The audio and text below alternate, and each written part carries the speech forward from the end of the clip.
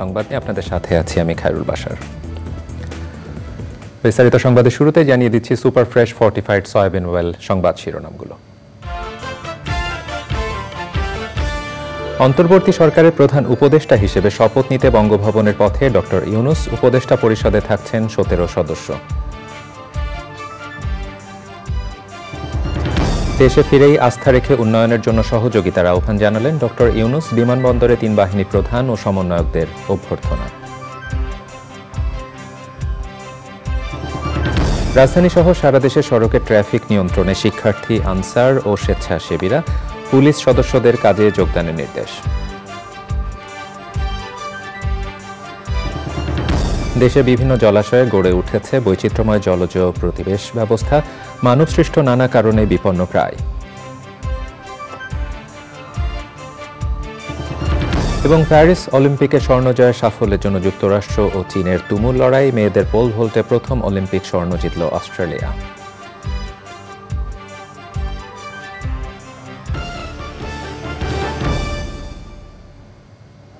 এছাড়াও নিটোল টাটা বিশেষ সংবাদে দেখবেন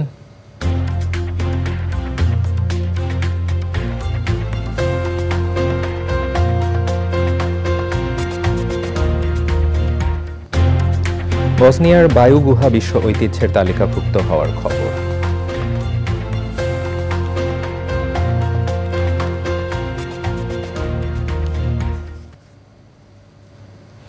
এতক্ষণ সংবাদ শিরোনামগুলো জানাচ্ছিলাম। এখনকার সংবাদ আয়োজন একই সঙ্গে চ্যানেল আইয়ের ইউটিউব চ্যানেল এবং চ্যানেল আইয়ের ওটিটি প্ল্যাটফর্ম আইস্ক্রিনে লাইভ স্ট্রিমিং হচ্ছে।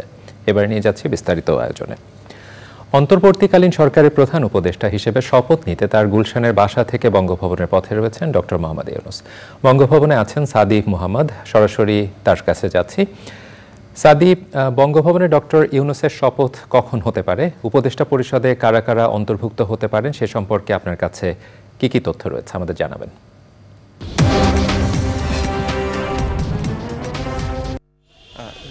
জি বাশার, ধন্যবাদ আপনাকে। আপনি যেমনটি বলছিলেন যে অন্তর্বর্তীকালীন সরকার গঠিত হচ্ছে আজ এবং 8:30 নাগাদ কিন্তু এই বঙ্গভবনে সেই অন্তর্বর্তীকালীন সরকারের যারা সদস্য আছেন তাদের শপথ গ্রহণ অনুষ্ঠিত হবে এবং আপনি দেখতেই পাচ্ছেন যে আমি বঙ্গভবনের সামনেই অবস্থান করছি। এইখানে কিন্তু এই শপথ গ্রহণ অনুষ্ঠানকে কেন্দ্র করে নিরাপত্তা ব্যবস্থা জোরদার করা হয়েছে। আপনি দেখতেই পাচ্ছেন যারা সেনাবাহিনীর সদস্য আছেন তারা এই এলাকার নিরাপত্তার দায়িত্বে আছেন।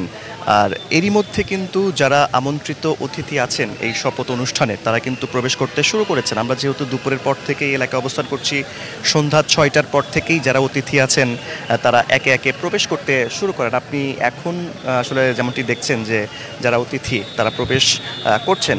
আসলে আমরা যতদূর জানতে পেরেছি যে এই শপথ অনুষ্ঠানে প্রায় 4 শতাধিক আসলে আমন্ত্রিত অতিথি অংশ নিচ্ছেন। এর মধ্যে কিন্তু বিভিন্ন পর্যায়ের আসলে মানুষ রয়েছেন। আমরা দেখেছি সাংস্কৃতিক ব্যক্তিত্ব দেখেছি, রাজনৈতিক ব্যক্তিত্ব যারা আছেন আমরা তাদের দেখেছি, আমরা কূটনৈতিক ব্যক্তিত্ব যারা আছেন তাদের দেখেছি এবং ছাত্র সমাজের প্রতিনিধিও কিন্তু আসলে আমরা দেখেছি। আর যারা উপদেষ্টা হচ্ছেন, আপনি যেমনটি বললেন যে 17 সদস্যের উপদেষ্টা যে বিষয়টি, সেই উপদেষ্টা যারা আছেন তারা এখন পর্যন্ত এসে পৌঁছায়নি। আপনি যেমনটি বললেন যে ডক্টর ইউনূস প্রধান উপদেষ্টা হিসেবে আছেন, তিনি রাস্তায় রয়েছেন। হয়তোবা আমরা আশা করছি যে 8টার পর বা যেহেতু 8:30টায় শপথ, আমরা আশা করছি যে 8টার আশেপাশে বা 8টার পর হয়তো যারা উপদেষ্টা আছেন, প্রধান উপদেষ্টা ডক্টর ইউনূস, তারা হয়তো প্রবেশ করতে শুরু করবেন। এখন এই এলাকায় নিরাপত্তা ব্যবস্থার কড়াকড়ি রয়েছে। যারা সাধারণ মানুষ, যারা উৎসুক জনতা, তারাও কিন্তু এখানে অবস্থান করছেন। তারা আসলে তাদের কিন্তু একটি আগ্রহ রয়েছে, যেহেতু মানে 15.5 বছরের সরকার ক্ষমতায় থাকার পর কিন্তু আওয়ামী লীগ সভাপতি গত সোমবার গণ আন্দোলনের মুখে পদত্যাগ করেন এবং দেশ ছেড়ে চলে যান। তারপর থেকে কিন্তু একটা অস্থিরতা চলছিল, যেহেতু সরকারবিহীন অবস্থায় দেশ ছিল, অনেক অরাজকতা চলছে, বিভিন্ন জায়গায় লুটপাটের ঘটনা আমরা দেখেছি। এই অবস্থায় কিন্তু খুব যত দ্রুত সম্ভব অন্তর্বর্তীকালীন সরকার গঠনের একটা বিষয় ছিল। তার প্রেক্ষিতে কিন্তু 3 দিনের মাথায় সেই সরকারটা আসলে গঠিত হতে যাচ্ছে আজ। আমরা আশা করছি যে হয়তো আর কিছুক্ষণের মধ্যেই উপদেষ্টা মণ্ডলীর সদস্য যারা হচ্ছেন তারা এসে পৌঁছাবেন এবং 8:30 নাগাদ শপথ হবে। বাশার, আমার সাথে চ্যানেল আইয়ের সিনিয়র স্টাফ করেসপন্ডেন্ট নাজিব বেগ আছে, আমি তাকে একটু যুক্ত করতে চাই, তার সাথেও একটু কথা বলতে চাই। নাজিব, আপনি তো গত কয়েকদিন যাবতই এইটি আসলে ফলো করছিলেন, আসলে আপনার কাছে জানতে চাইবো যে মানে অনেক দিন পর আসলে 3-4 দিন পর এই অন্তর্বর্তীকালীন সরকার গঠিত হতে যাচ্ছে, এই অবস্থায় এই সময় দেশের এই সময় এই অন্তর্বর্তীকালীন সরকারে যারা উপদেষ্টা হচ্ছেন, প্রধান উপদেষ্টা হচ্ছেন, তাদের সামনে চ্যালেঞ্জ কতটুকু? দেখুন, যেহেতু একটি গণ আন্দোলনের মাধ্যমে কিন্তু একটি অন্তর্বর্তীকালীন সরকার গঠিত হচ্ছে, যার কারণে সাধারণের একটি প্রত্যাশার চাপ কিন্তু থাকবে যারা এই সরকারে আসবেন। আমার কাছে যেটি মনে হচ্ছে, এবং আজকে প্রফেসর ইউনূস কিন্তু ঢাকায় এসে যে কথাটি প্রথম তিনি বলেছেন, তার প্রথম দায়িত্ব হবে আইনশৃঙ্খলা পরিস্থিতি স্বাভাবিক রাখা। এরপরে আমাদের কাছে যেটি মনে হয় যে এই যে অর্থনীতির যে অবস্থা দেশের, এই খাতটিকে, বিশেষ করে ব্যাংক খাতের যে অবস্থা, সেটিকে উন্নতি করা তাদেরকে চ্যালেঞ্জ থাকবে। দ্রব্যমূল্যের ঊর্ধ্বগতি এটি একটি চ্যালেঞ্জ, এটিকে নিয়ন্ত্রণ করা, পাশাপাশি সন্ত্রাস দমন এবং ব্যাংক খাতের যে তারল্য সংকট, বৈষম্য নিরসন করা। সেই সাথে আমি যদি বলি যে সমাজে উঁচু নিচু যে বৈষম্যর কথা আমি বললাম, পাশাপাশি আরেকটি বিষয় তাদেরকে করতে হবে, যেন কোনো মানুষ যেন অন্যায়ভাবে যেন কারো দ্বারা আঘাতপ্রাপ্ত না হয়। এর পাশাপাশি বাজার মনিটরিং এবং বাজারকে সিন্ডিকেট মুক্ত রাখাও কিন্তু তাদের জন্য একটি চ্যালেঞ্জ। আমরা অন্তর্বর্তীকালীন সরকারের যে নামগুলো ঘুরে ফিরেই শুনছি, ডক্টর মোহাম্মদ ইউনূস ছাড়াও বাংলাদেশ ব্যাংকের সাবেক গভর্নর সালাউদ্দিন আহমেদ রয়েছেন সেই তালিকায়, doctor Asif Nazrul, Adilur Rahman Khan, Hasan Arif, Touhid Hossain, Syeda Rizwana Hasan, Mohammad Nahid Islam, brigadier general M Sakhawat Hossain, Farida Akhter, Bidhan Ranjan রায়, আফমা খালিদ হাসান, নূরজাহান বেগম, শারমিন মুর্শিদ, ফারুক আজম, এই ধরনের নামগুলো কিন্তু আমরা ঘুরে ফিরে বিভিন্ন গণমাধ্যমে পাচ্ছি। যেহেতু 8:30 নাগাদ বা তার কিছু পরে হয়তো বা শপথ গ্রহণ অনুষ্ঠানটি শুরু হবে, আমরা হয়তো বা পরবর্তীতে তাদের কাছ থেকেই মূলত জানতে পারবো যে তারা আসলে কি কি বিষয়কে চ্যালেঞ্জ মনে করছেন, এবং যে রাজনৈতিক দলগুলোর সঙ্গেও যেহেতু রাষ্ট্রপতি আলোচনা করেছেন, বা শিক্ষার্থী যারা মূলত এই গণ আন্দোলনের নেতৃত্ব দিয়েছে, তাদেরও একটা প্রত্যাশা রয়েছে, বিশেষ করে শিক্ষার্থী জনতার একটা প্রত্যাশা রয়েছে। সেই প্রত্যাশা পূরণে আশা করছি যে যারা দায়িত্ব পাবেন তারা সচেষ্ট হবেন সেই দায়িত্ব পালনে। সাদি। নাজিব, ধন্যবাদ আপনাকে। আসলে বাশার এর আগে কিন্তু 2টার পর, আজকে দুপুর 2টার পর কিন্তু ডক্টর মোহাম্মদ ইউনূস বাংলাদেশে এসে পৌঁছান এবং তিনি কিন্তু নতুন করে দেশ গঠনের কথা বলেন। সবশেষ পরিস্থিতি হলো আমরা অপেক্ষা করছি, হয়তো কিছুক্ষণের মধ্যেই যারা উপদেষ্টা আছেন, প্রধান উপদেষ্টা, তারা প্রবেশ করবেন এবং 8:30টার দিকে রাষ্ট্রপতি মোহাম্মদ শাহাবুদ্দিন তাদেরকে শপথ পড়াবেন। বাশার, অনেক অনেক ধন্যবাদ সাদি, আপনি অসমর্থিত সূত্রে পাওয়া নামগুলো আমাদেরকে জানিয়ে দিচ্ছিলেন। আমাদেরকে আরও কিছুক্ষণ অপেক্ষা করতে হবে আসলে এই নামগুলোই শপথ নিতে যাচ্ছেন কিনা। আমরা আশা করছি রাত 8টা নাগাদ শপথ গ্রহণ অনুষ্ঠান সম্পন্ন হবে। প্রধান উপদেষ্টা হিসেবে শপথ নেয়ার পর রাষ্ট্রীয় অতিথি ভবন যমুনায় অবস্থান করবেন শান্তিতে নোবেলজয়ী ডক্টর মোহাম্মদ ইউনূস। এজন্য নতুন করে সাজানো হয়েছে যমুনা বাসভবনের প্রস্তুতির খবর জানতে সেখানে আছেন মাসুর শাকিল। আমরা সরাসরি যাচ্ছি শাকিলের কাছে। শাকিল, রাষ্ট্রীয় অতিথি ভবন যমুনার প্রস্তুতি সম্পর্কে আমাদের দর্শকদের জানাবেন।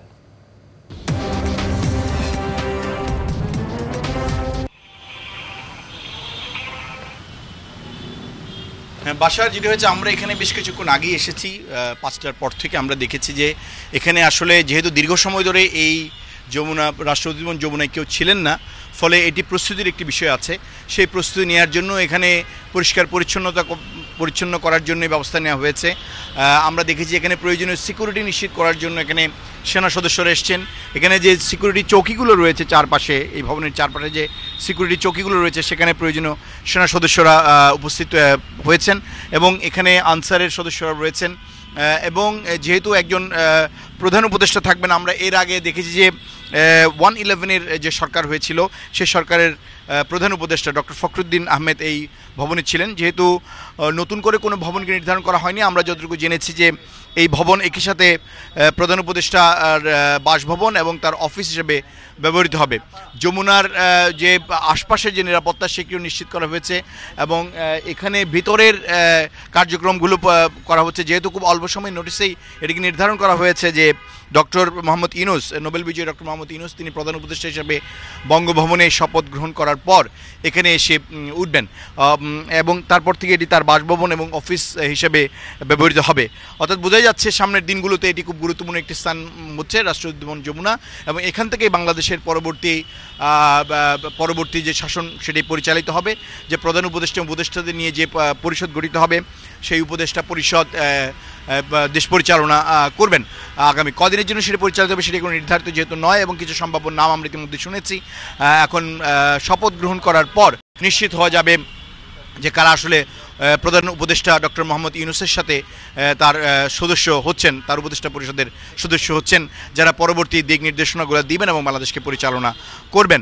এবং যমুনা পুরোপুরি প্রস্তুত হয়ে যাবে ইতিমধ্যেই, এবং তিনি শপথ নিয়ে এখানে উঠতে পারবেন। আমরা এখানে যারা কাজ করছেন তাদের সাথে কথা বলেছি, তারা বলেছেন যে তারা ইতিমধ্যেই সেটি প্রস্তুত করে নিয়েছেন। বাশার, অনেক অনেক ধন্যবাদ শাকিল আমাদেরকে জানিয়ে দেবার জন্য যমুনার সর্বশেষ পরিস্থিতি। অন্তর্বর্তীকালীন সরকারের উপদেষ্টাদের নামের তালিকা চূড়ান্ত হয়েছে বলে জানা গেছে।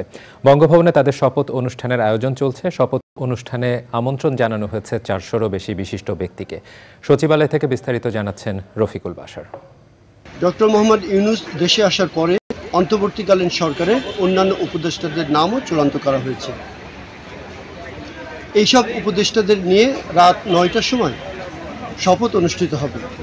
আধা ঘন্টা পিছিয়ে এই শপথে যারা থাকছেন তাদের নামের একটি তালিকা আমরা পেয়েছি মন্ত্রিপরিষদ বিভাগ থেকে। আপনাদেরকে জানিয়ে দিতে চাই, প্রধান উপদেষ্টা হচ্ছেন ডক্টর মোহাম্মদ ইউনূস। অন্যান্য উপদেষ্টারা থাকছেন Saleuddin Ahmed, doctor Asif Nazrul, Adilur Rahman Khan, Hasan Arif, Touhid Hossain, Syeda Rizwana Hasan, Mohammad Nahid Islam, Asif Mahmud Sajib Bhuiyan, brigadier general M Sakhawat Hossain, Supradip Chakma, Farida Akhter, Bidhan Ranjan রায়, আ.ফ.ম. খালিদ হাসান, নূরজাহান বেগম, শারমিন মুর্শিদ, ফারুকি আজম। এই 16 জন এবং প্রধান উপদেষ্টা সহ মোট 17 জন উপদেষ্টা হচ্ছেন অন্তর্বর্তীকালীন সরকার পরিচালনার দায়িত্বে থাকছেন। এবং এইসব উপদেষ্টাদের নেওয়ার জন্য যে গাড়ি তৈরি করা হয়েছে সেই গাড়িও কিছুক্ষণ পরে এখান থেকে রওনা দেবে বলে মন্ত্রিপরিষদ বিভাগের কর্মকর্তারা জানিয়েছেন। এই ছিল আমার কাছে শেষ খবর। ধন্যবাদ রফিকুল বাশার।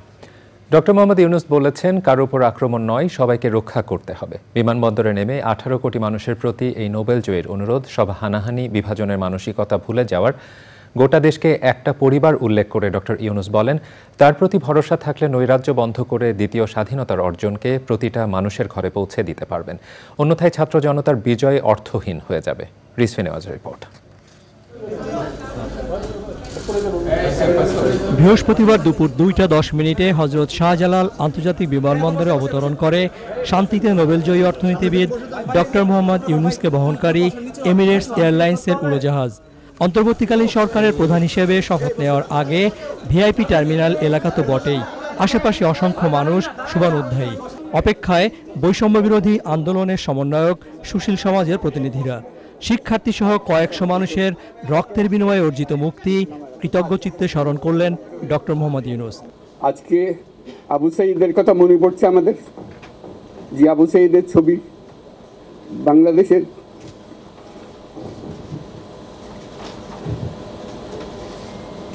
প্রতিটি মানুষের মনে গেঁথে আছে, এটা কেউ ভুলতে পারবে না। কি অবিশ্বাস্য একটা সাহসী যুবক, বন্দুকের সামনে দাঁড়িয়ে আছে, এবং তারপরে থেকে কোনো যুবক কোনো যুবতী আর হার মানে নাই, সামনে গিয়ে আছে এবং বলছি যত গুলি মারো মারতে পারো, আমরা আছি। তো যার কারণে এটা সারা বাংলাদেশ জুড়ে এই আন্দোলন ছড়িয়ে গেছে এবং যার কারণে বাংলাদেশ এই দ্বিতীয়বার স্বাধীনতা অর্জন করলো। সরকার মানেই দমন পীড়নের যন্ত্র, এই ধারণা বদলে ফেলার অঙ্গীকার করেন নোবেলজয়ী অর্থনীতিবিদ। বাংলাদেশ স্বাধীন হওয়ার অর্থ হলো তার নিজের পরিবর্তন, ব্যক্তির পরিবর্তন, সুযোগের পরিবর্তন, তার ছেলে মেয়ের ভবিষ্যতের পরিবর্তন। এটা যেন প্রত্যেকে বুঝে নেয় এবং আজকের তরুণ সমাজকে বোঝানো যে এই দেশ এটা তোমাদের হাতে, তোমরা এটাকে তোমাদের মনের মতো করে গড়ে তুলবে। তোমরা যেভাবে স্বাধীন করতে পেরেছো তোমরা এটাকে তোমাদের মনের মতো করে গড়তেও পারবে এবং তোমাদের দেখে সারা দুনিয়া শিখবে কিভাবে একটা দেশ একটা তরুণ সমাজ গ্রহণ করতে পারে এবং তাকে পাল্টে ফেলতে পারে।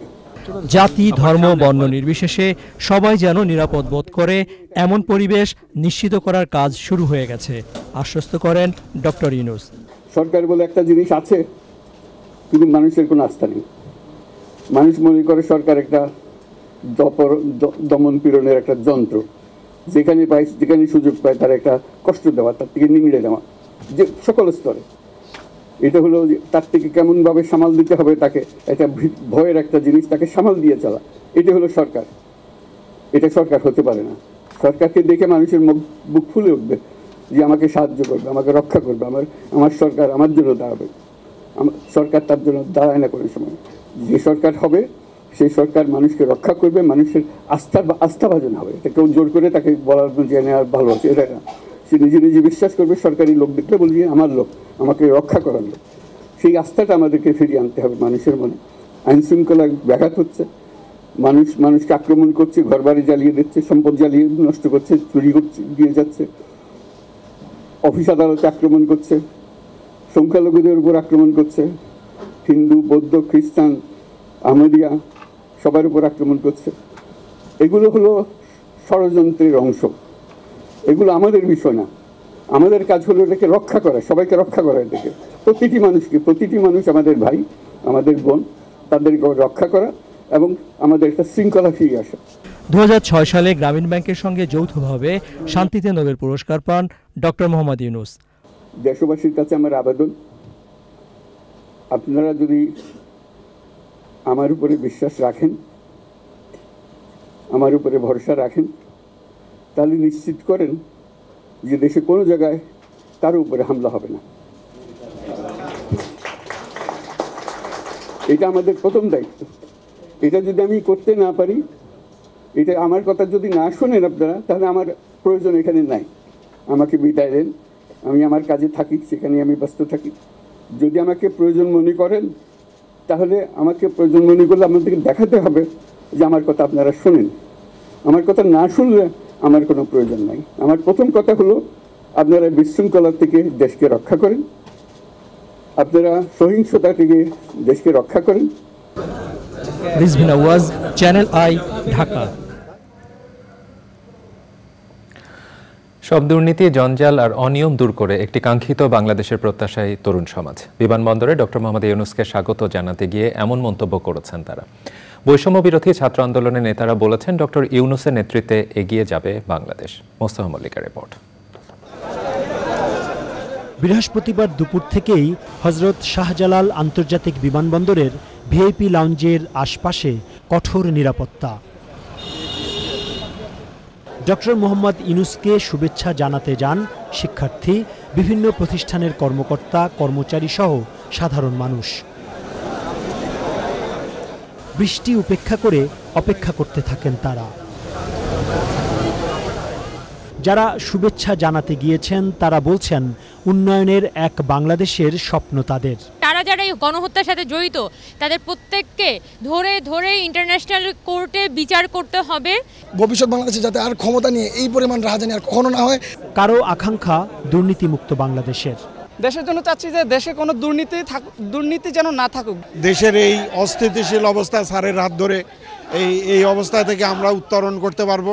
আমরা দেশের সমৃদ্ধি চাই, যত বঞ্চনা, যত বৈষম্য অনতি বিলম্বে দূর হবে। সবার জন্য ভালো সেটাই চাইবো, একটি উন্নত বাংলাদেশ চাইব। সুশীল সমাজের প্রতিনিধিরা জানিয়েছেন তাদের প্রত্যাশার কথা। যেভাবে এই গণ অভ্যুত্থানটা হলো, তাতে করে আবার দেশে শান্তি ফিরিয়ে আনা, সব ধরনের নৈরাজ্য দূর করা, পরিস্থিতিকে শান্ত করা, মানুষের জানমাল রক্ষা করা।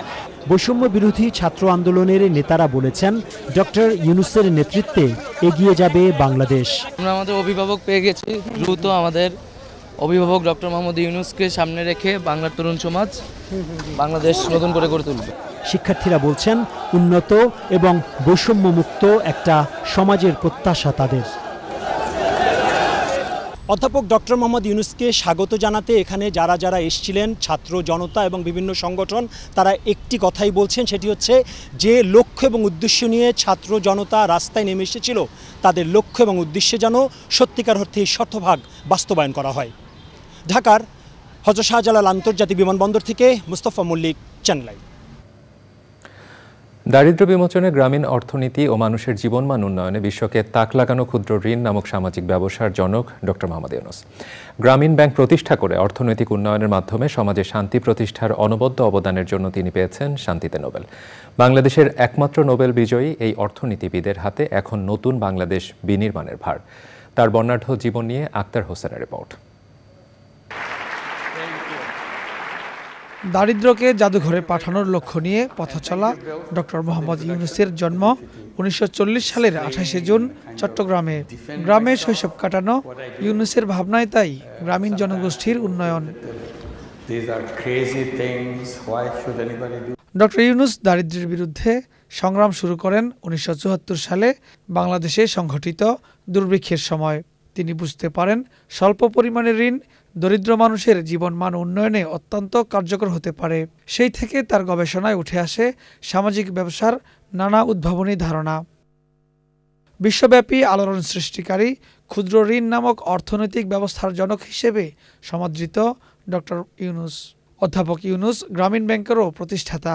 এর মাধ্যমে নারীর ক্ষমতায়ন, খাদ্য ও পুষ্টি উন্নয়নের জন্য 2006 সালে তিনি প্রথম বাংলাদেশি হিসেবে শান্তিতে নোবেল জয় করেন। এছাড়াও বাংলাদেশের সর্বোচ্চ পুরস্কার স্বাধীনতা পদক, বিশ্ব খাদ্য পুরস্কার সহ আরও জাতীয় ও আন্তর্জাতিক বহু পুরস্কারে ভূষিত ডক্টর ইউনূস। 2009 সালে পদ্মা সেতু নির্মাণে দুর্নীতির অভিযোগে বিশ্বব্যাংক অর্থায়ন বন্ধ করে দিলে অভিযোগের আঙুল ওঠে ডক্টর ইউনূসের দিকে। তৎকালীন আওয়ামী লীগ সরকারের রোষানলে পড়তে হয় তাকে। নিজের গড়া প্রতিষ্ঠান গ্রামীণ ব্যাংকের কর্তৃত্ব হারানোর পাশাপাশি অনেক মামলার আসামি হন ডক্টর ইউনূস। নোবেলজয়ী ডক্টর মোহাম্মদ ইউনূসের বিরুদ্ধে অর্থ আত্মসাৎ সহ বিভিন্ন মামলা দেওয়া হয়। ডক্টর মোহাম্মদ ইউনূস 1996 সালে গঠিত তত্ত্বাবধায়ক সরকারের উপদেষ্টা হিসেবেও দায়িত্ব পালন করেন। সরকারি চাকরিতে কোটা সংস্কার ঘিরে সারা দেশে বৈষম্য বিরোধী ছাত্র আন্দোলনের ডাকা আন্দোলনে ছাত্র জনতার অভ্যুত্থানের পর ডক্টর ইউনূসকে অন্তর্বর্তীকালীন সরকারের প্রধান উপদেষ্টা করা হয়। Akhtar Hossain, channel I, Dhaka. অন্তর্বর্তী সরকারের প্রধান হিসেবে ডক্টর মোহাম্মদ ইউনূস ছাত্র জনতার মতো বিএনপিরও মনোনীত বলে জানিয়েছেন দলের মহাসচিব মির্জা ফখরুল ইসলাম আলমগীর। বৈষম্য বিরোধী ছাত্র আন্দোলনে আহতদের দেখতে রাজধানী পঙ্গু হাসপাতালে গিয়েছিলেন মির্জা ফখরুল এবং বিএনপির স্থায়ী কমিটির সদস্য মির্জা আব্বাস। পরে সাংবাদিকদের মির্জা ফখরুল বলেন, ছোট ছোট ছেলেদের হাসপাতালে দেখে খুব খারাপ লেগেছে। ডক্টর ইউনূসের কাছে আইন শৃঙ্খলা ফিরিয়ে আনা, অর্থনীতি সচল রাখে এবং দ্রুত নির্বাচন দেওয়ার প্রত্যাশা জানিয়েছেন তিনি।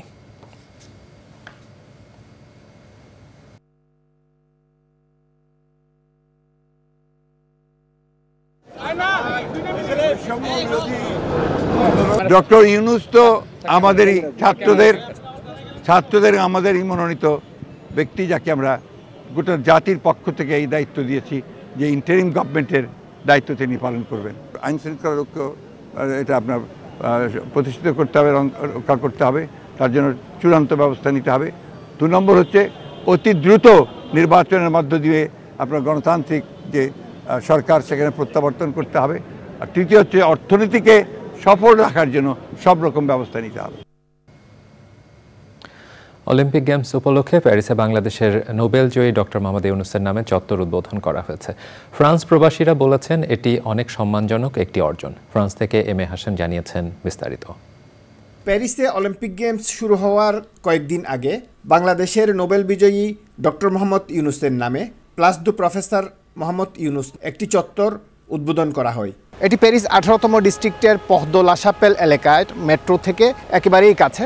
ডক্টর মোহাম্মদ ইউনূসের নামের সাথে এখানে দেখতে পাচ্ছেন বাংলাদেশের নামটিও লেখা রয়েছে। এখানে বাংলাদেশের অর্থনীতিবিদ, শান্তিতে নোবেল পদক বিজয়ী কথাটি লেখা রয়েছে। প্যারিসের বিভিন্ন স্থান, রোড বা স্থাপনাগুলোর নাম সাধারণত করা হয়ে থাকে কবি, সাহিত্যিক এবং বিশিষ্ট ব্যক্তিবর্গদের নামে, বিশ্বযুদ্ধের ঘটনাবহুল তারিখ বা শহীদদের নামানুসারে। তবে এসব নামকরণ করা হয় সাধারণত সেসব ব্যক্তিদের মৃত্যুর পরে। এক্ষেত্রে ডক্টর মোহাম্মদ ইউনূস একজন ভাগ্যবান ব্যক্তি যে তিনি জীবিতকালে ওনার নামে একটি স্থায়ী চত্বরের উদ্বোধন করে যেতে পারলেন। ফ্রান্সে এটি প্রথম কোনো বাংলাদেশির নামে স্থাপনা বা একটি চত্বর। ডক্টর ইউনূসের নামে এই চত্বরটি উদ্বোধন হওয়ায় প্যারিসের বিশিষ্ট ব্যক্তিরা প্যারিসের মেয়র আন হিদালগোকে ধন্যবাদ জানিয়েছেন, যেহেতু ডক্টর ইউনূস এই অলিম্পিক গেমসের পিছনে নিবিড়ভাবে কাজ করেছেন বেশ কয়েক বছর ধরেই। এছাড়া ডক্টর ইউনূসের দর্শনের ভিত্তিতে তৈরি হয় প্যারিসের অলিম্পিক ভিলে, একটি সম্পর্কও রয়েছে। পদ্মল আশাপেল এই এলাকাটি একটি রাজনৈতিক ব্যক্তিদের বিরুদ্ধে দায়ের করা মামলা প্রত্যাহার করা উচিত, তবে জনগণের কল্যাণে কাজ করে যাবেন বলে স্পষ্ট জানিয়ে দিয়েছেন তিনি। অ্যাটর্নি জেনারেল হিসেবে দায়িত্ব নিয়ে আসাদুজ্জামান জাতির পিতা বঙ্গবন্ধু শেখ মুজিবুর রহমান, স্বাধীনতার ঘোষক জিয়াউর রহমানকে স্মরণ করেন। বৈষম্য বিরোধী আন্দোলনে প্রাণ হারানো শিক্ষার্থীদের প্রতিও শ্রদ্ধা জানান তিনি।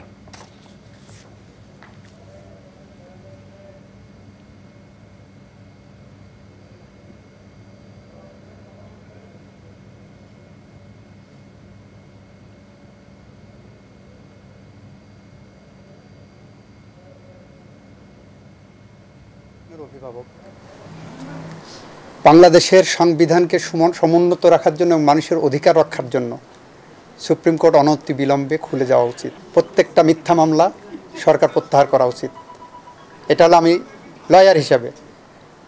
বাকি সিদ্ধান্ত রাষ্ট্র পরিচালনায় যারা থাকবেন তাদের সিদ্ধান্ত, এটা সরকারের সিদ্ধান্ত। আমি সরকারের সিদ্ধান্ত ক্যারি আউট করব। দুর্নীতি ও নিম্নমানের মালামাল কেনার প্রতিবাদ এবং চাকরিতে বৈষম্যের অভিযোগে পল্লী বিদ্যুতায়ন বোর্ডের প্রধান কার্যালয় ঘেরাও করে বিক্ষোভ হয়েছে। বিমান অফিসে এমডি সহ অ্যাডমিন ক্যাডারের কর্মকর্তাদের বহিষ্কারের দাবিতেও বিক্ষোভ করেছেন কর্মচারীরা। আর ইসলামী ব্যাংক কার্যালয় ঘিরে রাখেন কর্মচারীরা। নিরাপত্তার স্বার্থে ব্যাংক থেকে 1 লাখ টাকা নগদ তোলার সীমা বেঁধে দেওয়া হয়। রিপোর্টে আরও জানাচ্ছেন লায়লা নওশিন। সকালে রাজধানীর খিলক্ষেতে আরইবির প্রধান কার্যালয়ের সামনে অবস্থান নিয়ে বিক্ষোভ করেন কর্মচারীরা। তাদের অভিযোগ, নিয়ন্ত্রণকারী প্রতিষ্ঠান আরইবির অদক্ষতা ও নিম্নমানের মালামাল ক্রয় এবং ভঙ্গুর বিতরণ ব্যবস্থার কারণে 12 কোটি গ্রাহক কাঙ্ক্ষিত সেবা পাচ্ছেন না। তবে আরইবি কর্তৃপক্ষ বলছে, বিশৃঙ্খলা সৃষ্টি করে আরইবিকে ব্যর্থ প্রমাণে ষড়যন্ত্র করছে একটি মহল। বাংলাদেশ পল্লী বিদ্যুতায়ন বোর্ড আমাদেরকে দাসত্বের শৃঙ্খলে আবদ্ধ করে রাখছে। এই অন্যায়ের প্রতিবাদের কারণে আজকে বাংলাদেশের 80টা পল্লী বিদ্যুৎ সমিতি জেগেছে এবং তারা এক হয়ে এই অন্যায় বৈষম্যের বিরুদ্ধে আজকে এখানে আমরা মিলিত হয়েছি। সকল অনিয়মিতদের নিয়মিতকরণ এবং অভিন্ন সার্ভিস করুন। আমরা চাই সবাই একসাথে কাজ করতে, আমাদের মধ্যে কোনো ভেদাভেদ সৃষ্টি হবে না। একটা মুক্তি চাই, নিয়মিত চাকরি চাই। আমরা আসলে কিছুই পাই না। ইভেন একটা মাতৃত্বকালীন সময় একটা মেয়ের টাকা পয়সা সবচেয়ে বেশি দরকার, সেই সময়টাও আমাদের কি করে। বিমান বাংলাদেশ এয়ারলাইন্সের প্রধান কার্যালয়ে বলাকয় বিক্ষোভ করেন কর্মচারীরা। তারা বিমানের বিভিন্ন পদে থাকা অ্যাডমিন ক্যাডারের কর্মকর্তাদের অফিস থেকে বের করে তালা দিয়ে দেয়। তবে বিমানের ফ্লাইট চলাচল স্বাভাবিক রয়েছে। স্থায়ী কাজের বিপরীতে সবাইকে অস্থায়ী, কোনো ক্যাজুয়াল থাকবে না। 1 বছর, 5 বছর, 10 বছর কোনো কিছু থাকবে না। আমি 19 বছর পরে আমি নাম্বার পাইছি। নাম্বার পাওয়ার পরও ওটা 3 বছরের কন্ট্রাক্টে কেন? একটা কোম্পানি যখন কোনো এমপ্লয়িকে নিয়োগ দেয় তখন সেটা 3 মাস পরে অটোমেটিক সেখানে স্থায়ী পদে হয়ে যায়। কিন্তু আমরা এখানে বছরের পর বছর, কেউ 3 বছর, কেউ 5 বছর, কেউ 10 বছর, এর মধ্যেও কেউ স্থায়ী হচ্ছে না। আমাদের ক্যাজুয়াল ভাই বোনের আমরা এমনভাবে নির্যাতিত যে আমাদের কেউ মারা গেলে সবার কাছ থেকে চাঁদা তুলে তাদের লাশ পাঠানো হয়। এমডি সহ পদস্থ কর্মকর্তাদের আটকে রাখেন তারা। বিআরপিডি সার্কুলারে 2 ও 5 নম্বর শর্ত বাস্তবায়ন, পদোন্নতির ক্ষেত্রে বৈষম্য দূরীকরণ ও হাইকোর্টের রায় দ্রুত বাস্তবায়নে ইসলামী ব্যাংকের প্রধান কার্যালয় ঘেরাও, বিক্ষোভ ও মানববন্ধন করে। Laila Nowshin, channel I, Dhaka. গাজীপুরের কাশিমপুর কারাগার থেকে পালানোর চেষ্টা করতে গিয়ে কারারক্ষীদের গুলিতে নিহত 6 কয়েদির মরদেহ পরিবারের কাছে হস্তান্তর করা হয়েছে। বন্দীদের বর্তমান অবস্থা জানতে পরিবারের সদস্যরা ভিড় করেন কারাগারের সামনে। গাজীপুর জেলা কারাগারে বিক্ষোভ করে পালানোর চেষ্টা চালায় কয়েদিরা। আলী আসগারের ভিডিও চিত্রে সুলতানা হিমু রিপোর্ট। গাজীপুরের কাশিমপুর কেন্দ্রীয় কারাগারে বন্দীদের বিদ্রোহে 6 জন নিহতের ঘটনায় এভাবেই দিকবিদিক ছুটে বেড়াচ্ছেন আসামির স্বজনরা। মঙ্গলবার বিকেলে কাশিমপুর হাই সিকিউরিটি কেন্দ্রীয় কারাগারের ভেতরে থাকা বন্দীরা বিদ্রোহ শুরু করে। বিদ্রোহ দমনে সেনাবাহিনীর কমান্ডো অভিযানের সময় 6 জন নিহত হলেও পালাতে সফল হয় 200-রও বেশি বন্দী। আহতদের গাজীপুর শহীদ তাজউদ্দিন আহমদ মেডিকেল কলেজ হাসপাতালে ভর্তি করা হয়। কলেজের সদরে 25 জনের লাশ আছে। আমার ছেলে বয়স হলো 18 বছর, আর ছেলেরা চালান করছে 22 বছর দিয়ে। এনে ছেলের আমি খুঁজে পাইতেছি না। যে 25 জন মারা গেছে, এই জায়গায় পাঠাইছে, বিমান দিয়ে নিয়ে গেছে, এই জায়গায় আসেন, এই জায়গায় এসে পারতেছি না। নাতি আমার নাতি আমি পালছি, 1 মাসের বাচ্চা পালছি আমি আর কই পাবো, নিহত 6 বন্দীর মরদেহ বুঝে নিয়েছে পরিবার। তবে মরদেহগুলোর সুরতহাল রিপোর্ট তৈরি করা নিয়ে চাপ সৃষ্টি ও বিশৃঙ্খল পরিস্থিতি সৃষ্টির অভিযোগ করেছে শহীদ তাজউদ্দিন হাসপাতাল কর্তৃপক্ষ। আমাদেরকে ওই অর্থাৎ শুরুতালটা দূরের কথা, পোস্টমর্টম গায়ে হাত দিতেই পারবে না লাশে, এইভাবে ওই দুইজনের গায়ে হয় হাতও দিতে দেওয়ার উপক্রম। তখন তারা ধরতে গেলে ওখান থেকে পালায় যায় এবং আমাকে ওখান থেকে ফোন করে যে মোস্তাক ভাই আমাদের পক্ষে শুরুতাল করা সম্ভব হচ্ছে না, কারণ অনেক মবিং হচ্ছিল এবং অনেক লোক। তৃতীয়ত হলো ওই অফিসার দুইজন অ্যাটাক হচ্ছিল, উনারাও চলে গেল। এখন তারপর অনুমতি ক্রমে সুন্দরভাবে আইডি কার্ড দেখে ঠিকানা নিয়ে গার্জিয়ানের হাত সমর্পণ করা হয়। এইটাই হলো রিয়েল এবং এটাই রিয়েল। গোলাগুলিতে বন্দী নিহতের খবর শুনে কারাগারের সামনে জড়ো হয়েছে অসংখ্য পরিবার। আল্লাহ কইতারবো, আমি কইতারতাম না আমার ফুলার কি খবর। এখন হচ্ছে আমার বাইক এই থানা আছে কিনা আমি দেখতে চাইছি, যদি না পাই কে নিল, কি পুলিশের দল না ডিবিলিকে দল না অন্য সন্ত্রাসীরা ধরে নিল। মুক্ত না মানে জীবিত আছে কিনা বাচ্চা আছে কিনা এটা আমরা সঠিক পাইতাছি না। বৃহস্পতিবার গাজীপুর জেলা কারাগারে বিক্ষোভ করে পালানোর চেষ্টা চালায় কয়েদিরা। নিয়ন্ত্রণে কারারক্ষীরাদের ছোড়া রাবার বুলেটে 3 কারারক্ষী ও 13 কয়েদি আহত হয়েছে। পরে সেনাবাহিনী গিয়ে পরিস্থিতি নিয়ন্ত্রণে আনে। Sultana Himu, channel I, Gazipur. নদী, হাওর-বাওর, বিল সহ সারা দেশে ছড়িয়ে ছিটিয়ে থাকা বিভিন্ন জলাশয়ে গড়ে উঠেছে বৈচিত্র্যময় জলজ প্রতিবেশ ব্যবস্থা, যা আমাদের পুষ্টি, কর্মসংস্থানের পাশাপাশি অর্থনৈতিক উন্নয়নেও ভূমিকা রাখে। তবে জলবায়ু পরিবর্তনে বিরূপ প্রভাব ও মানবসৃষ্ট নানা কারণে বিপন্ন প্রায় দেশের প্রাচুর্যময় জলজ জীববৈচিত্র্য। জলজ জীববৈচিত্র্য সংরক্ষণে আফরোজা হাসির প্রতিবেদন দেখুন।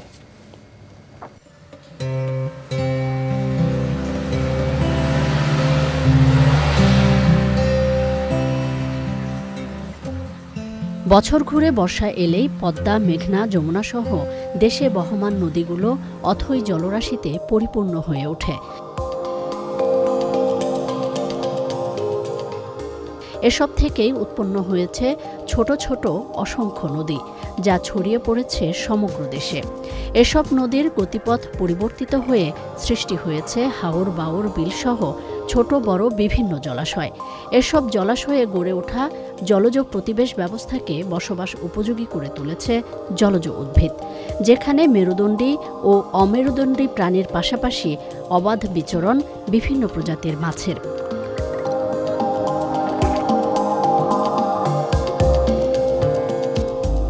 দেশের প্রায় সব জলাভূমিতেই বিভিন্ন প্রজাতির উভচর প্রাণী বিচরণ করে।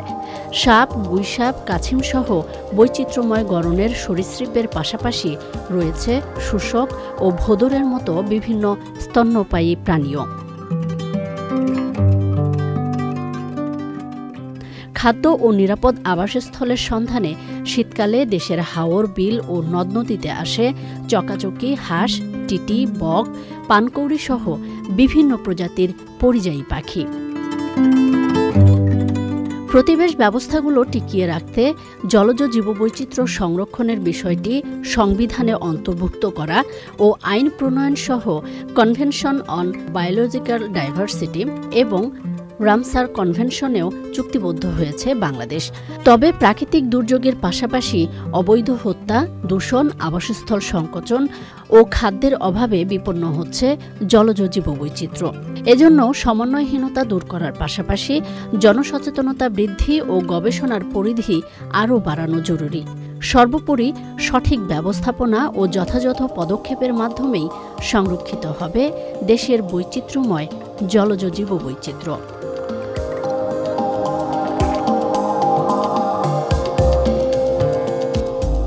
আফরোজা হাসি, প্রকৃতি ও জীবন ডেস্ক, চ্যানেল আই।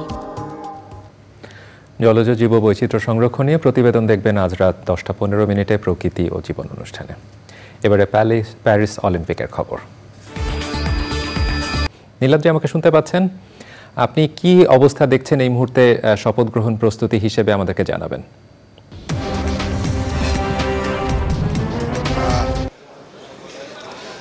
শপথ গ্রহণ প্রস্তুতির যে অংশটিতে আমি এখন রয়েছি, অর্থাৎ যে বঙ্গভবনের দরবার হল, যেখানে এই নতুন সরকারের শপথ গ্রহণ অনুষ্ঠান অনুষ্ঠিত হবে, সেই শপথের আসলে সার্বিক যে প্রস্তুতি সেটি ইতিমধ্যেই সম্পন্ন হয়েছে এবং আমি নিশ্চয়ই দেখাতে পারছি যে এই শপথ গ্রহণকে কেন্দ্র করে যে আমন্ত্রিত অতিথিরা প্রায় 400 থেকে তারও অধিক অতিথিরা এই বঙ্গভবনে ইতিমধ্যেই এসে পৌঁছেছেন, কেউ কেউ এখনও আসছেন। তো আমি একটু পিছনে ফিরে যেতে চাই, যে প্রেক্ষাপটে আসলে এই শপথ গ্রহণ অনুষ্ঠানের আয়োজন, অর্থাৎ ছাত্র গণ অভ্যুত্থানের মধ্যে দিয়ে যে বিগত সরকার, সেই সরকারের পতনের পরে যে এই নতুন সরকার, অর্থাৎ গত কয়েকদিন যে সাম্প্রতিক যে পরিস্থিতি, সেই পরিস্থিতির প্রেক্ষিতে একটি স্বস্তির সময় হয়তো আসতে যাচ্ছে এই সরকারের দায়িত্ব গ্রহণের মধ্যে দিয়ে। তো সেক্ষেত্রে বলা যায় যে এই সরকার ছাত্রদের এবং গণ অভ্যুত্থানের মধ্যে দিয়ে যে সরকার আসছে, সেই সরকার নিশ্চয়ই জনগণের প্রত্যাশা পূরণে যে একটা বড় ভূমিকা রাখতে পারবে, সেটা আসলে সকলেই প্রত্যাশা করছে।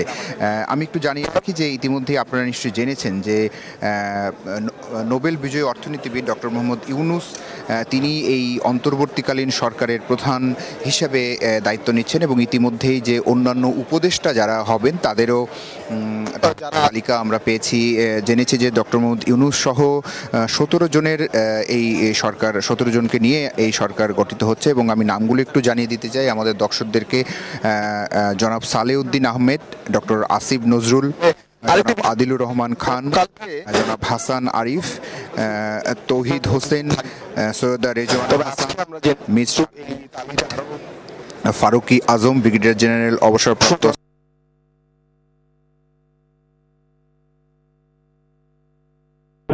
ফরিদা আক্তার, নূরজাহান বেগম, নাহিদ ইসলাম এবং আসিফ মাহমুদ সজীব ভুইয়া, তারাই এখানে আসলে শপথ গ্রহণ করবে। শপথ গ্রহণের যে আয়োজন, ইতিমধ্যেই যে আমন্ত্রিত অতিথিরা রয়েছেন তারা ইতিমধ্যে পৌঁছে গেছেন। এখনো আসলে আমরা যদি এই সরকারের প্রধান হিসাবে দায়িত্ব নেবেন তাকে এখন পর্যন্ত আমরা দেখিনি, তবে কয়েকজন ইতিমধ্যে এসে পৌঁছেছেন যারা এই সরকারের যারা যে 17 জনের কথা যদি বলা হয় তাদের 2-1জনকে আমরা ইতিমধ্যে দেখেছি যারা সামনে সারিতে অবস্থান করছেন। তো এই আয়োজনটার যেভাবে সম্পন্ন হয় বিগত সময় আমরা যেটা দেখেছি যে রাষ্ট্রপতি যারা শপথ নেবেন তাদেরকে এই শপথ বাক্য পাঠ করাবেন, এবং রাষ্ট্রপতি প্রথমে প্রধান যিনি তাদেরকে শপথ বাক্য পাঠ করাবেন, এবং পরবর্তীতে অন্যান্য যে সরকারের অন্যান্য যে ব্যক্তিবর্গ রয়েছেন তাদেরকে শপথ বাক্য পাঠ। অনেক অনেক ধন্যবাদ নীলাদ্রি। আবারও আপনার কাছে আমরা ফিরে আসবো। প্রিয় দর্শক, সংবাদের পর্যায়ে আবারও নিচ্ছে একটি বিরতি।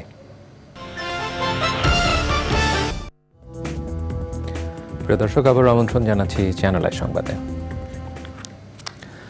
2009 সালে পিলখানা হত্যাকাণ্ডের নিরপেক্ষ পুনঃতদন্ত ও এর পরিকল্পনাকারী উল্লেখ করে শেখ হাসিনার ফাঁসির দাবি জানিয়েছে সীমান্তের অতন্ত্র প্রহরী সরকারি চাকরিজীবী পরিবার সমবায় সমিতি। জাতীয় প্রেস ক্লাবের সামনে মানববন্ধনে এই দাবি জানান তারা। মানববন্ধনে বক্তারা বলেন, দেশ শাসনে শেখ হাসিনা ভারতের আস্থা বিশ্বাস অর্জন ও সহযোগিতার জন্য পরিকল্পিতভাবে দরবার অনুষ্ঠানে সেনা অফিসারদের একত্রিত করে হত্যার মহোৎসব চালিয়েছিল। মিথ্যা সাক্ষ্য না দেয়ায় চাকরিচ্যুত নিরপরাধ বিডিআর সদস্যদের চাকরিতে পুনর্বহালের দাবি জানান তারা। পশ্চিমবঙ্গের সাবেক মুখ্যমন্ত্রী বুদ্ধদেব ভট্টাচার্য মারা গেছেন। সকালে নিজ বাড়িতে তিনি মৃত্যুবরণ করেন। পশ্চিমবঙ্গে 34 বছরে বামফ্রন্ট শাসনের দ্বিতীয় ও শেষ মুখ্যমন্ত্রী ছিলেন বুদ্ধদেব। তার বয়স হয়েছিল 80 বছর। বুদ্ধদেব ভট্টাচার্য 2000 থেকে 2011 সাল পর্যন্ত টানা 11 বছর রাজ্যের মুখ্যমন্ত্রী ছিলেন। তিনি পশ্চিমবঙ্গের খাদ্য আন্দোলন ও ভিয়েতনাম যুদ্ধের সময় মার্কিন সাম্রাজ্যবাদ বিরোধী আন্দোলন সহ নানা আন্দোলনে সক্রিয় ছিলেন। 1977 সালে কাশিমপুর বিধানসভা কেন্দ্র থেকে প্রথম বিধায়ক হিসেবে নির্বাচিত হন বুদ্ধদেব ভট্টাচার্য। এবারে নিটোল টাটা বিশেষ সংবাদ।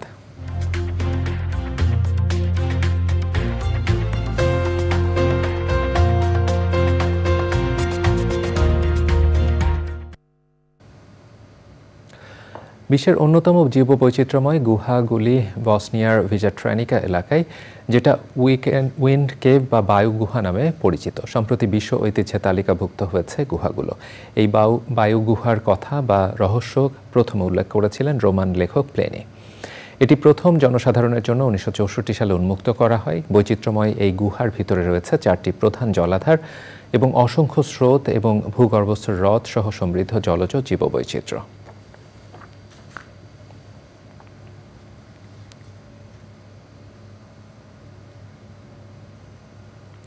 এবারে কৃষি সংবাদ।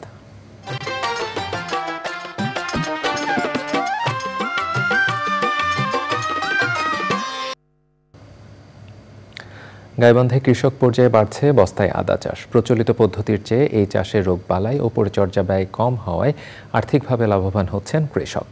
বাড়ির আঙিনা ও বিভিন্ন ফল বাগানের নিচে সহজেই এই চাষ করা যায় বলে পতিত জমি সর্বোত্তম ব্যবহার বেড়েছে বলেছে স্থানীয় কৃষি বিভাগ।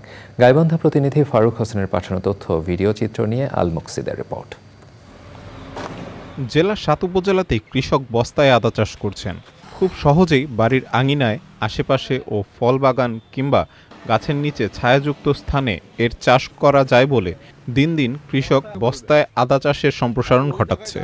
অনেক জায়গায় যেখানে প্রচুর জায়গায় কোনো আবাদ হয় না, কোনো চাষাবাদ করার অনুপযুক্ত জায়গা, গাছপালা আছে, সেখানে যদি এই বস্তার মধ্যে আদা দেওয়া যায় তাহলে অল্প খরচে এবং অল্প সময়ে ভালো ফলন পাওয়া যায়। কৃষি অফিস থেকে বলছে যে আপনি মনে করেন যে 500 কেজি কম করে 500 কেজির আইডিয়া দিচ্ছে ওনারা, যে 500 কেজি আপনি পাবেনই।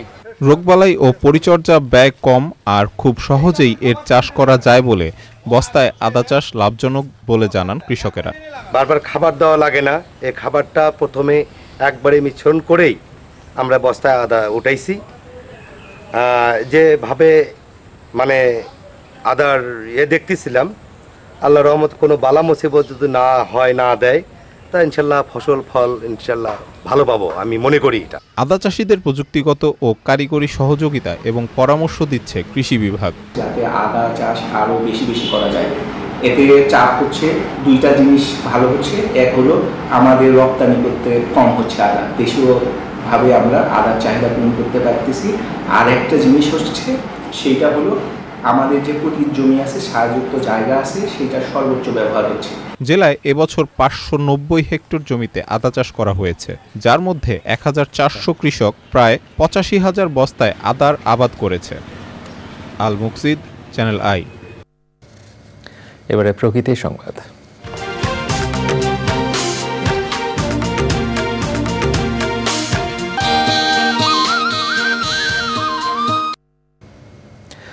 অস্থিতিশীল পরিস্থিতিতে ময়লা আবর্জনা ভাগাড়ে পরিণত হয়েছে দেশের বিভিন্ন শহর। এতে দুর্ভোগে স্থানীয় বাসিন্দা সহ পথচারীরা। পরিস্থিতির উন্নয়নে পরিচ্ছন্নতা অভিযানে নেমেছেন শিক্ষার্থীরা। পরিষ্কার পরিচ্ছন্ন নগরী গড়তে নাগরিকদের দায়িত্বশীল হওয়ার আহ্বান জানিয়েছেন শিক্ষার্থীরা। প্রতিনিধিদের পাঠানো তথ্য ভিডিও চিত্রে আফরোজা হাসের রিপোর্ট। অস্থিতিশীল পরিস্থিতিতে কর্মবিরতিতে থাকে পরিচ্ছন্নতা কর্মীরা। এতে দেশের বিভিন্ন শহরে গড়ে উঠেছে ময়লা আবর্জনার স্তূপ। এছাড়া সাম্প্রতিক সহিংসতায় ক্ষতিগ্রস্ত হয়েছে বিভিন্ন রাস্তাঘাট, বেড়েছে বায়ু দূষণ। এমন পরিস্থিতিতে দায়িত্বশীল নাগরিকের ভূমিকায় শিক্ষার্থীরা। যেহেতু রাস্তায় অনেক যানজট লেগে যায়, যার কারণে আমরা শিক্ষার্থীরাই নিজ দায়িত্বে সমন্বয়ক ভাইদের সাথে কথা বলে আমরা চালিয়ে যাচ্ছি ট্রাফিকের দায়িত্ব আর কি। চাচ্ছি যে পুরো দেশ ও জাতি আবার নতুনভাবে গঠন করব। আমাদের শ্রমিক বাজারটা কোনোভাবে ক্লিন করা হয় না, তো সেটার লক্ষ্যে আমরা ছাত্র সংগঠন আজকে আমরা এখানে নেমেছি। আমাদের কাজ দেখে উৎসাহিত হয়ে এই যে প্রাইমারি স্টুডেন্ট, সে ক্লাস 4-এ পড়ে মাত্র, সেও আমাদের সাথে এসে হাতে হাত লাগিয়ে কাজ করা শুরু করছে। ময়লা পরিষ্কার, ট্রাফিক সিস্টেম সহ সকল সিস্টেম যেন সুন্দরভাবে আমরা যেন কার্যকরভাবে রাখতে পারি। এই দেশ আমাদের, এই দেশ সংস্কারের দায়িত্ব আমাদের। দেশের গুরুত্বপূর্ণ ও প্রধান সড়কে ট্রাফিক নিয়ন্ত্রণের ভূমিকায়ও শিক্ষার্থীরা। আফরোজা হাসি, প্রকৃতি ও জীবন ডেস্ক, চ্যানেল আই। পরিবেশে ভারসাম্য রক্ষা ও প্রাকৃতিক সৌন্দর্য বৃদ্ধির লক্ষ্যে রাজশাহীতে বৃক্ষরোপণ শুরু করেছে শিক্ষার্থীরা। শহরের মহানবী সাহেব বাজার 0 পয়েন্ট, তালাইমারি, সিএনবির মোড় ও কোর্ট এলাকায় ফলদ, বনজ ও সৌন্দর্য বর্ধনকারী গাছের চারা রোপণ করে শিক্ষার্থীরা। আন্দোলনে ক্ষতিগ্রস্ত শহর পরিষ্কার পরিচ্ছন্ন করার পাশাপাশি নির্মল পরিবেশ গড়ার প্রত্যয়ে এই কার্যক্রম শুরু করেছেন তারা। এছাড়া পরিবেশ সংরক্ষণে জনসচেতনতা তৈরিতে পথচারীদের মাঝেও বিভিন্ন প্রজাতির গাছের চারা বিতরণ করা হয়। সে সময় সবুজ শ্যামল বাংলা গড়তে সবাইকে দায়িত্বশীল নাগরিকের ভূমিকা পালনে আহ্বান জানায় শিক্ষার্থীরা। এবারে পূবালী ব্যাংক বাণিজ্য সংবাদ।